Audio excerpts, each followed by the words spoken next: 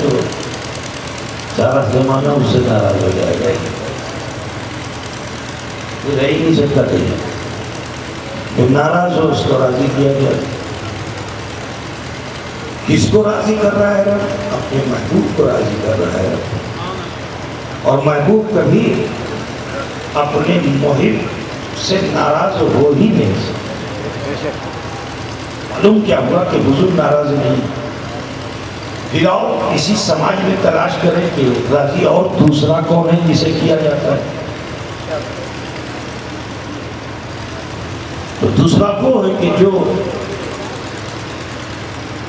کسی پر اتراتا ہے، ناز کرتا ہے اور مچل جاتا ہے.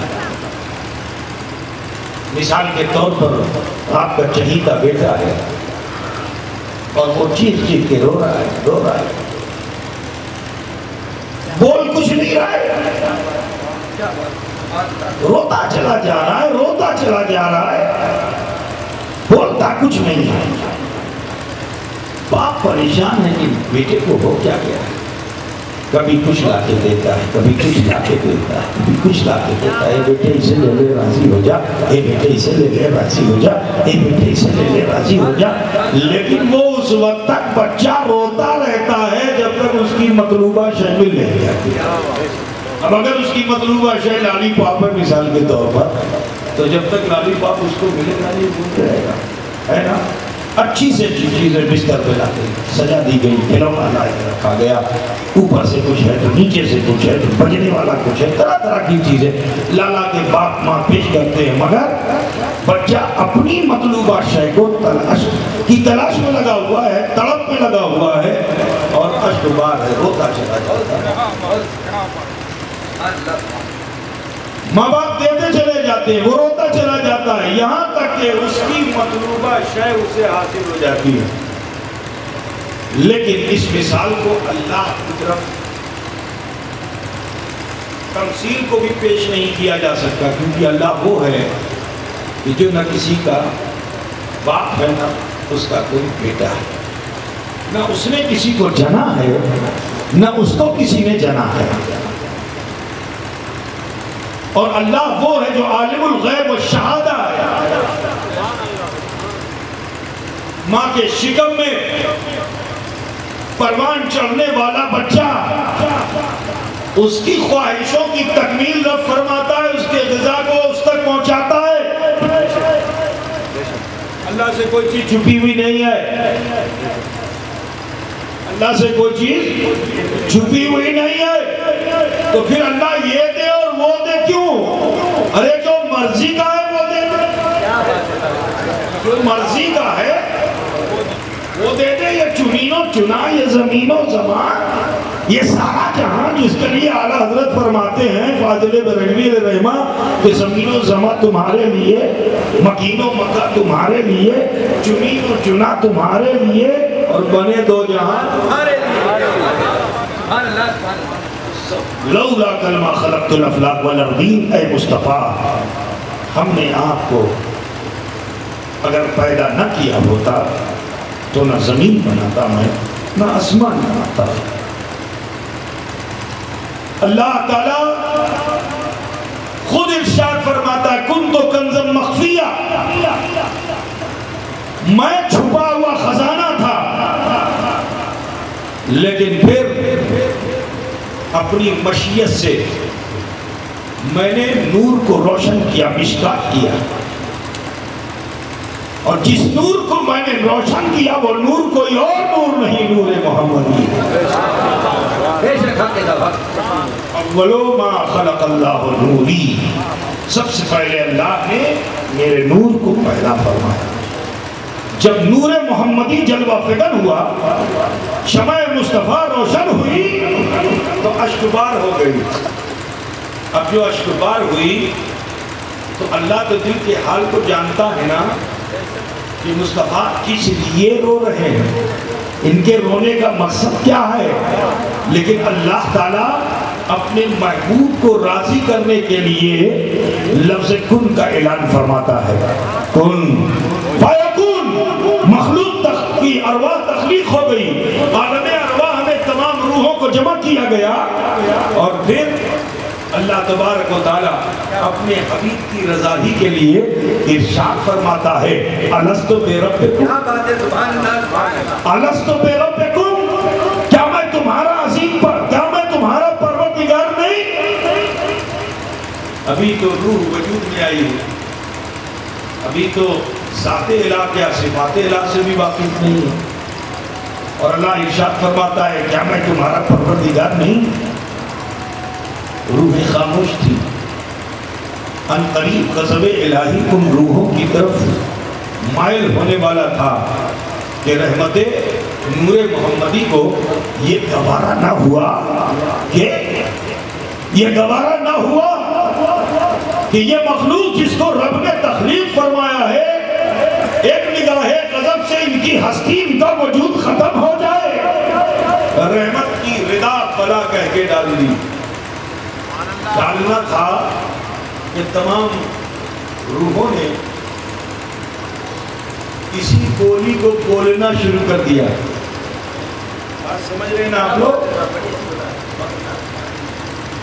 بولنا شروع کر دیا، قالو بلا، سب نے کہہ دیا بلا بلا بلا بلا بلا کہنا تھا، یعنی نبی کی بولی کو جان کر نہیں، انجانے میں بول دیے تو اللہ نے تمام روحوں کو انعام عطا فرمایا۔ کیا بات ہے، سبحان اللہ۔ اب ذرا سوچو کہ عالم ارواح میں نہ جان کر صرف اپنی جان کی حفاظت کے لیے اس بولی کو بول دے تو اللہ کا انعام ہے۔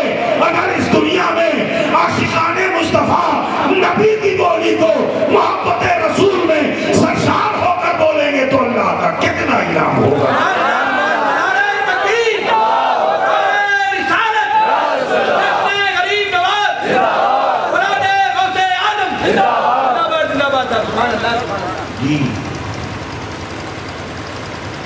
ایک دوسرے سے متعارف کرا دیا گیا، ایک دوسرے کے اسما کو ایک دوسرے سے متعارف کرا دیا گیا۔ اب آپ دیکھو ایک زمانے تک حال یہی رہا، چاند اپنی جگہ پہ چمکتا رہا، سورج اپنی جگہ پہ چمکتا رہا، زمین کے ذروں کے تابانیوں کے ساتھ رہی، دریا پانی کے ساتھ رہی۔ پھر رب العالمین نے انہی فرشتوں کے درمیان ارشاد فرمایا انی جاعل فی الارض خلیفہ، میں زمین پر اپنا نائب بنانے جا رہا ہوں۔ فرشتوں نے جیسے ہی سنا فوراً ہی اعتراض تو نہیں کیا، اختلاف تو نہیں کیا، لیکن کلام کیا۔ اللہ کی بارگاہ میں کلام کیا، آتا چلو۔ اور ایک بات میں آپ بولتا ہوں، جہاں علم ہوتا ہے وہیں کلام ہوتا ہے، جہاں علم نہیں ہوتا وہاں کلام نہیں ہوتا۔ اور یہ علم ملا کہاں سے؟ عالم ارواح میں ایک بولی نبی کی بول دے اگر فرشتے تو اللہ غیب کا علم فرشتوں کو دے رہا۔ اللہ ارشاد فرما رہا ہے انی جاعل فی الارض خلیفہ، میں زمین پر اپنا نائب بنانے جا رہا ہوں۔ اب کسے نائب بنائے گا رب؟ یہ کسی کو پتا ہوگا؟ کسی کو خبر نہیں ہوگی، لیکن یہ صحبت رسول کا اثر ہے کہ فرشتوں نے عالم ارواح میں اسی شمع نبوت کی گردا گرد پروانہ وار انہوں نے گردش کی تھی، تو اس گردش کا اثر یہ کہ اللہ نے انہیں غیب کا علم عطا فرمایا۔ ارشاد فقر کیا رب العالمین کی بارگاہ میں، اتجعل، اے اللہ تو ایسا کیوں کر دے گا؟ فیہا ما یفسد و یسفک الدماء، اے اللہ وہ آپس میں جھگڑے کریں گے اور خون خرابہ کریں گے۔ آپ مجھے بتائیے کہ آپ کے وہاں بچہ پیدا نہیں ہوا اور ہے کوئی جو بچے کے پیدا ہونے سے پہلے بچے کی خصلت بتا دے؟ کیا بات ہے، اور ابھی حمل واقع بھی نہیں ہوا اور کہہ رہا میرا بیٹا بڑا شریف ہوگا، میرا بیٹا تو عابد شب زندہ دار ہوگا، تو لوگ کہیں اس کا دماغ خراب ہو گیا ہے، پاگل خانے پہنچا ہے نا بھائی؟ ابھی اللہ نے یہ ظاہر نہیں کیا کہ کسے خلیفہ بنانا ہے، اور فرشتوں نے جان لیا کہ خلافت اسے ملے گی جو حضرت انسان ہے۔ اور ایک بات اور بھی بتا دوں کہ ایڈوانس میں خلافت کسی کو نہیں ملتی۔ آج کل کچھ لوگ ایڈوانس میں خلافت چاہتے ہیں۔ ایڈوانس میں خلافت نہیں ملتی، پہلے وجود ہوتا ہے، پھر عمل ہوتا ہے، پھر کردار ہوتا ہے، پھر کریکٹر ہوتا ہے، پھر اخلاق ہوتا ہے، پھر گرویدہ کرنے کی صلاحیت ہوتی ہے، تب جا کے خلافت۔ ابھی وجود بھی نہیں ہو، خلافت کا اعلان ہو رہا ہے۔ اللہ نے ارشاد فرمایا انی جاعل فی الارض خلیفہ، میں زمین پر اپنا نائب بنانے جا رہا ہوں۔ فرشتوں نے عرض کیا مولا جسے تو بنانے جا رہا ہے وہ جھگڑالو ہوگا، وہ فسادی ہوگا، وہ خون خرابہ کرنے والا ہوگا، جنگ و جدال کرنے والا ہوگا۔ نحن نسبح بحمدک ونقدس لک، اے اللہ ہم تیری تسبیح بیان کرتے ہیں، تیری پاکی بیان کرتے ہیں، اور ہم کافی ہیں۔ معلوم کیا ہوگا بانداز دیگر کہ جس خلافت کو اللہ بشر کو دینا چاہتا ہے، فرشتے خود بارگاہ رب العزت میں عرضی لگا رہے ہیں۔ ہم تسبیح کرتے ہیں، ہم حمد بیان کرتے ہیں، ہم پاکی بیان کرتے ہیں، اے اللہ ہم ہی کافی ہیں، اے اللہ ہم ہی کافی ہیں اس حق کے لیے۔ لیکن رب نے ارشاد فرمایا انی عالم ما لا تعلمون، جو میں جانتا ہوں وہ تم نہیں جانتے، تم بشر دیکھ رہے ہو اور میں بشر میں خیر بشر دیکھ رہا ہوں۔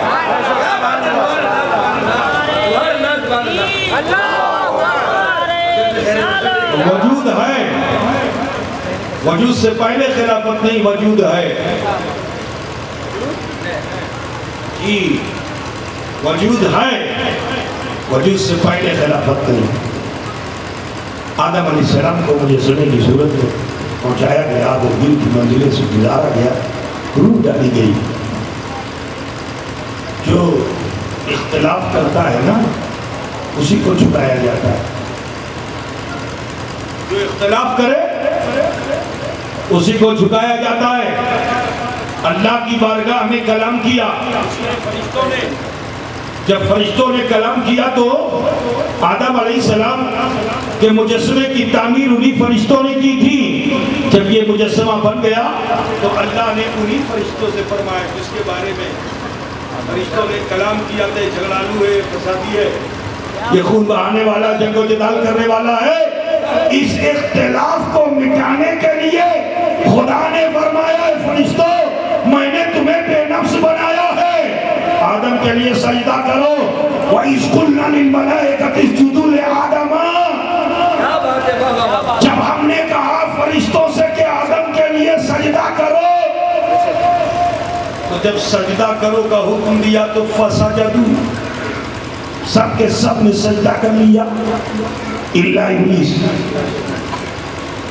یہ اختلاف بھی کرنے والا تھا، دل میں اختلاف کرتا تھا اور دل ہی میں اناد بھی رکھتا تھا۔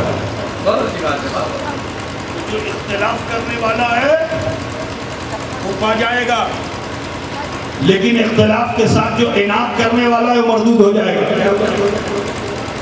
فرشتے مقام پا گئے اس لیے کیونکہ ان کے پاس علم تھا، اور جس کے پاس علم ہوتا ہے وہ کلام کرتا ہے، اور کلام اختلاف کا بھی ہو سکتا ہے، لیکن اناد نہیں تھا ان فرشتوں میں، سب کے سب سجدے میں چلے گئے۔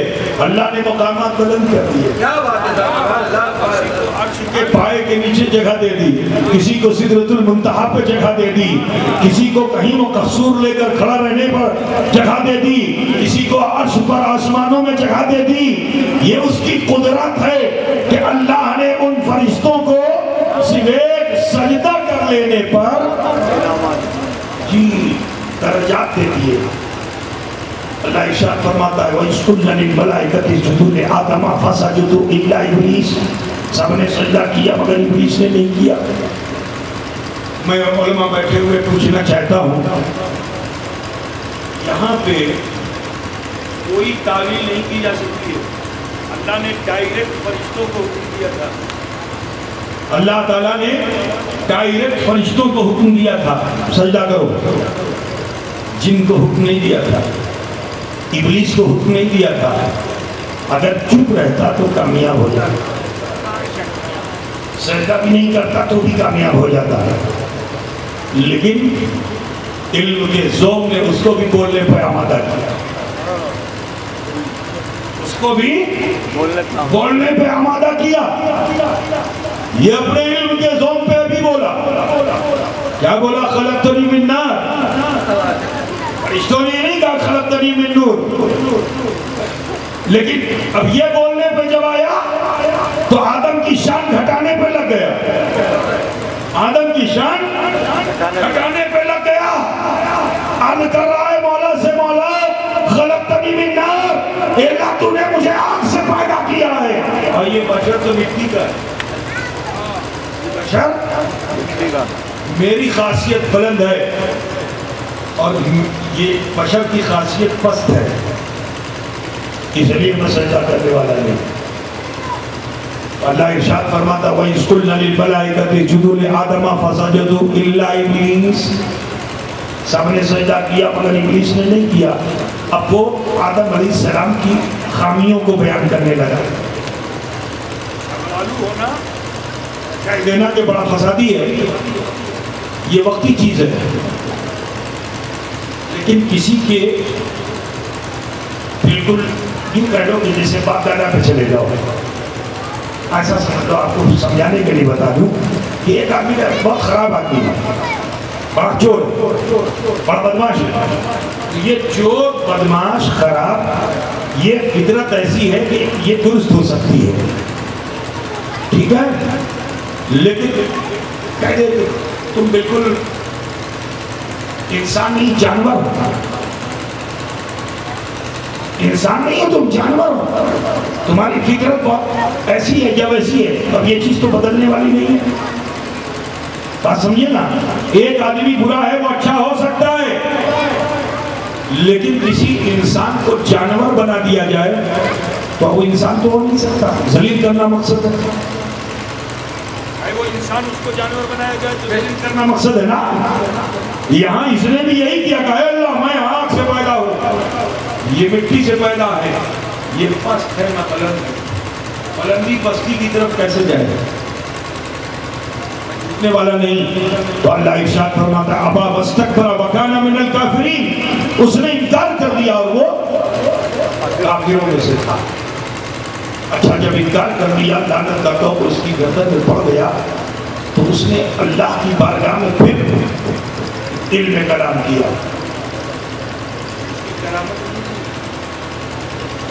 کہا اے اللہ یہ تیرے بندے جو دنیا میں جائیں گے یہ کفر کریں گے، شرک کریں گے، گناہ کریں گے، لیکن جب تیری طرف لوٹیں گے تو تو انہیں معاف کر دے گا.